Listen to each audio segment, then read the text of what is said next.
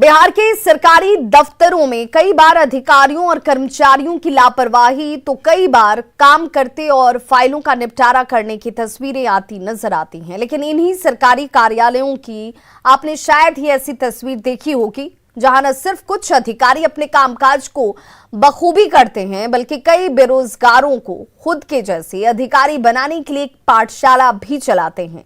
उम्मीद जगाती संवाददाता रजनीश की ये रिपोर्ट देखिए। बतलाएगा, उससे आपका बचत होगा, उससे इकोनॉमी एक्टिविटी में वृद्धि होगी। यही ना बतला रहा है ना। मेहनत की राह पर चलना सिखाते हैं, जुनून की आग में जलना सिखाते हैं। कोशिश यही है कि मिल जाए मंजिल, यही सोचकर राही को रास्ता दिखाते हैं। कुछ यही रास्ता दिखा रहे हैं पटना के अवर प्रादेशिक नियोजनालय कार्यालय के अधिकारी। जी हाँ, पटना के नियोजन भवन के अवर प्रादेशिक नियोजनालय में छात्रों को कुछ ऐसे ही जिंदगी की राह दिखाई जा रही है। यहाँ इन छात्रों को कार्यालय के अधिकारियों की पाठशाला में मुफ्त शिक्षा दी जा रही है। सहायक निदेशक शंभुनाथ सुधाकर की शुरू की गई इस मुहिम में अब कई अधिकारी शामिल हो चुके हैं। कार्यालय के अधिकारी अपनी ड्यूटी तो करते ही हैं, साथ ही बारी बारी से शिक्षा के दीप से कई छात्रों के भविष्य को रोशन भी कर रहे हैं। अधिकारियों की ये मुहिम कभी भी इनके काम में बाधा नहीं डालती और यही वजह है कि नौकरी से पहले भी ये अधिकारी इसी तरह प्रतियोगी परीक्षा की तैयारी करवाया करते थे और अब भी अपने इस काम को जारी रखा है। जब हम लोग इस कार्यालय में आए हैं तो मुझे लगा कि चूंकि मेरा काम ही है नियोजन सह व्यावसायिक मार्गदर्शन देना, करियर काउंसलिंग देना, लेकिन वो करियर काउंसलिंग अगर एक दिन देते हैं तो बच्चे सुनते हैं, समझते हैं, फिर चले जाते हैं। हमें लगा कि हमें लगता है कि अगर आज हम लोग इनको थोड़ा सा समय निकाल कर कुछ बेहतर देने का प्रयास करें तो शायद ये करियर काउंसलिंग का जो हमारा जॉब रोल है वो ज़्यादा फ्रूटफुल हो। इस कार्यालय में अभी 3 पदाधिकारी, 2 सहायक निदेशक और 1 नियोजन पदाधिकारी पदस्थापित है। तीनों में से 1 पदाधिकारी क्लास लेते हैं, 2 पदाधिकारी ऑफिस का काम करते हैं, लॉ एंड ऑर्डर का काम करते हैं। ये कार्य हम लोग निःशुल्क शुरू किए हैं। ये बच्चे हमारे पास आते थे, 20-22 की संख्या में पहले भी आते थे और ये क्लास होने के बाद जो हमारा लाइब्रेरी है, करियर इन्फॉर्मेशन सेंटर है, उसमें बच्चे बैठ के दिन भर 10 से 5, कम से कम 20 से 22 बच्चे हमारे आईटी लैब में और लाइब्रेरी में बैठ के पढ़ाई करते हैं। भीड़ से थोड़ा अलग है क्योंकि हम लोग कम्प्लीटली फ्री ऑफ कॉस्ट ये सब कर रहे हैं और हम लोग अपना ऐसा कोई पर्सनल गेन भी नहीं है। अच्छा, इसमें जो बच्चे आते हैं उनका कोई एंट्रेंस वगैरह लेते हैं या फिर सीधा उनका यहाँ पर? नहीं, जो भी जरूरतमंद बच्चे हों हम लोग उनको आराम से यहाँ पे बैठने की इजाज़त देते हैं और बस वो बच्चे अगर रेगुलर है तो यहाँ पर आराम से बैठ के पढ़ाई कर सकते हैं। अधिकारियों की इस पाठशाला में मुख्य रूप से सिविल सर्विस, बीपीएससी और एसएससी की तैयारी करवाई जाती है और इस मुहिम का असर ऐसा है कि अब छात्रों की संख्या सैकड़ों में पहुंच गई है। ऐसे में अब ऑफलाइन के साथ साथ ऑनलाइन क्लास भी चलाना पड़ रहा है और 600 छात्र ऑनलाइन क्लास में भी जुड़ते हैं। श्रम संसाधन विभाग का ये कार्यालय खुलते ही छात्रों से गुलजार हो जाता है। अधिकारी अलग अलग विषयों को पढ़ाने में जुट जाते हैं। समय समय पर यहाँ छात्रों का टेस्ट भी लिया जाता है और नोट्स तक उपलब्ध कराए जाते हैं। अधिकारियों की इस मुहिम का असर देखिए कि यहाँ के छात्र छात्राएं खुद भी अधिकारी बनकर भविष्य में इस मुहिम को जारी रखने की बात कहते हैं।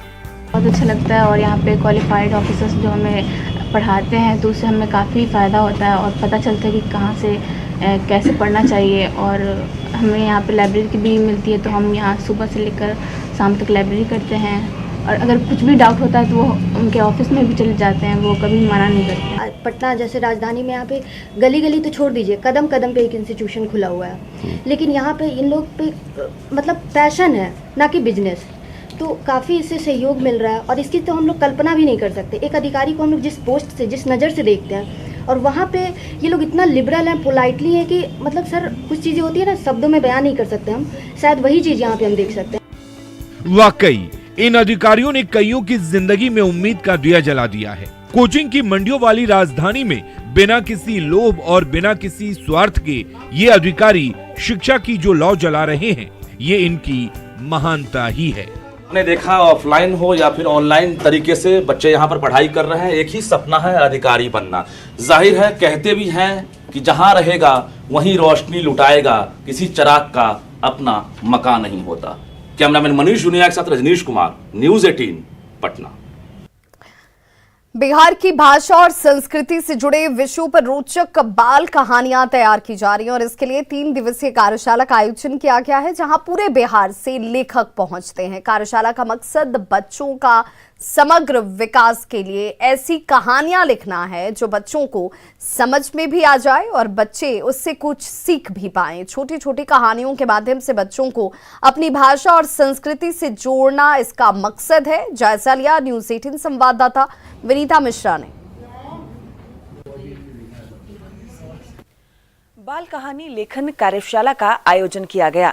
इस कार्यशाला का उद्देश्य है कि छोटे बच्चों का समग्र विकास हो सके, क्योंकि छोटे बच्चे छोटी छोटी कहानियां समझ पाते हैं जो उनकी भाषा में लिखी गई हो। यही वजह है कि यहाँ तमाम ऐसे लेखक जुटे हैं जो बच्चों के लिए कहानियां लिख रहे हैं। 3 दिवसीय इस कार्यशाला का आयोजन इसलिए किया गया है ताकि जो बच्चे हैं उनकी भावनाओं को समझा जा सके, उनके बारे में सोच समझकर कहानियां लिखी जा सके, ताकि बच्चों का समग्र विकास हो और वो बच्चे इन कहानियों के माध्यम से कई ऐसे गुण हैं वो सीख सकें, वो भी अपनी सरल भाषा में। विनोदानंद झा के नेतृत्व में ये तमाम लेखक यहाँ जुटे हैं।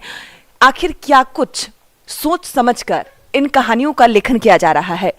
सर, उद्देश्य क्या है और क्या कुछ परहेज कर रहे हैं कहानियां लिखने में? बच्चों में मजा जो है जब आएगा तो वो आकर्षित होंगे, नहीं तो कोई पढ़ना नहीं चाहता है और ज्ञान तो एकदम नहीं लेना चाहता है।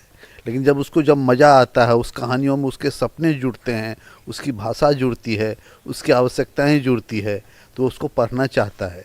और अंत में तो शिक्षा जरूरी है भाषा के माध्यम से। तो भाषा शिक्षण में बिहार के बच्चे मजबूत हों, अच्छी भाषा उनको आए, अच्छी हिंदी बोलें और वो क्रमिक विकास करें। इसके लिए ज़रूरी है कि उनको भाषा में गहरी पैठ हो और उसका एक बड़ा माध्यम है कहानी। कहानी की एक और बात है कि बहुत छोटी कहानियाँ, हमें यहाँ बताया गया कि कहानियों का जो आकार है वो मतलब 1-1.5 मिनट में, 2 मिनट में कहानी सुनी जा सके या 3 मिनट में पढ़ी जा सके। तो भाषा बहुत सरल और जहाँ तक हो मैंने कोशिश की प्रकृति के साथ भी बच्चों को, क्योंकि चूहे, बिल्ली, पशु पक्षी और पेड़ पौधे ये सब बच्चों को जो सामान्य रूप से वो देखते हैं सामने, ख़ास तौर से हमारे ग्रामीण बच्चे, तो इन चीज़ों का हमने ख्याल रखते हुए थोड़ी बहुत, जैसे झा साहब ने कहा, उसमें उपदेश ना हो, थोड़ा सा संदेश छिपा हो जो बच्चे स्वयं समझ सकें। बिल्कुल, तो ये तमाम ऐसी बातें हैं जिसका ध्यान रखकर ये तमाम लेखक और लेखिका यहाँ पे कहानियां गढ़ रहे हैं, ताकि जो बच्चे हैं जो कहीं ना कहीं कहानियों से दूर हो गए हैं वो अब कहानियां पढ़ सकें, कहानियां सुन सकें और आगे भविष्य में कहानियां सुना भी सके। और इन कहानियों के पीछे संदेश भी होंगे और कई ऐसे मैसेज भी होंगे जो कहानियों के माध्यम से बच्चे समझ भी पाएंगे, जान भी पाएंगे। विनीता मिश्रा, न्यूज़ 18 पटना।